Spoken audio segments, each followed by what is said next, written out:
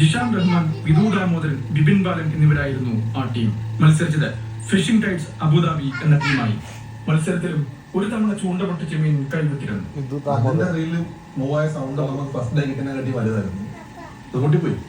ഒന്നും പറയാൻ പറ്റില്ല. ചിലപ്പോൾ നമ്മൾ അത് കിട്ടിയത് ചിലപ്പോൾ ഒരു 10 സ്ഥാനത്തിനുള്ളിൽ വന്നേ.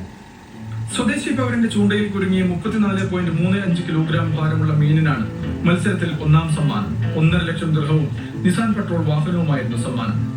കടുത്ത മാർഗനിർദ്ദേശങ്ങളുള്ളതാണ് മത്സരം.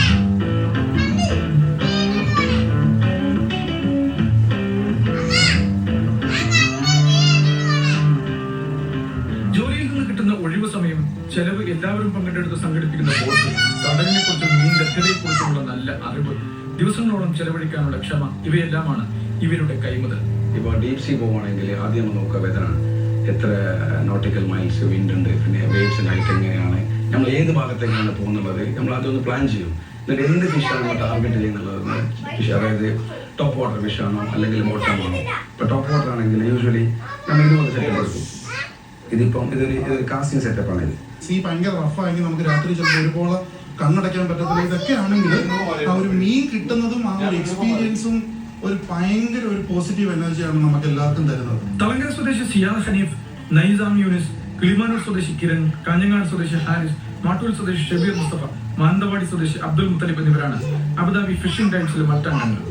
മല്ലു ആംഗ്ലേഴ്സ് അബുദാബിയാണ് ഇവരുടെ മാതൃകൂട്ടായ്മ. കുറച്ച് ആൾക്കാരെ നമുക്ക് പ്രൊഫഷണൽ ആയിട്ട് ഫിഷിങ്ങിലേക്ക് കൊണ്ടുവരിക എന്നുള്ള ഉദ്ദേശം കൂടിയിട്ട് ഈ ഒരു ഫിഷിംഗ് ഒരു ഹോബി ആയിട്ടും പിന്നെ അത്യാവശ്യം നമുക്ക് കഴിക്കാനുള്ള ഇതിന് വേണ്ടിയിട്ട് സസ്റ്റൈനബിൾ ഫിഷിംഗ് പ്രൊമോട്ട് ചെയ്യാം.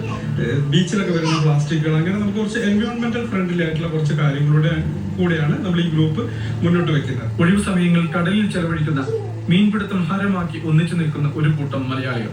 എല്ലാവരും ചെറിയ രീതിയിൽ വർക്ക് ചെയ്യുന്ന മുതൽ ഏറ്റവും വലിയ ഹൈ പ്രൊഫഷണൽ വർക്ക് ചെയ്യുന്ന എല്ലാവരും ഈ ഗ്രൂപ്പിലുണ്ട്.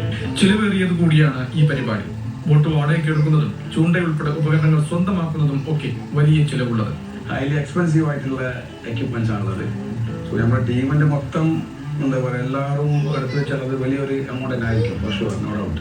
കാരണം നമ്മളിതിപ്പോൾ ഇത് ഒറ്റ ഒരു ദിവസം കൊണ്ടോ അല്ലെങ്കിൽ ഒരു 6 മാസം കൊണ്ടോ 1 വർഷം കൊണ്ടായതല്ല.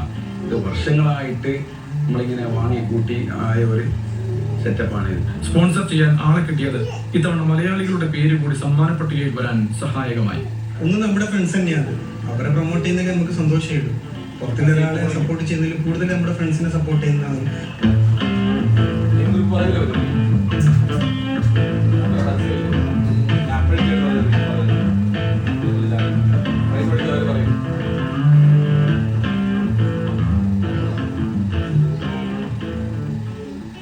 അങ്ങനെ മലയാളികളുടെ നല്ല കാഴ്ചകളും വർത്തമാനങ്ങളും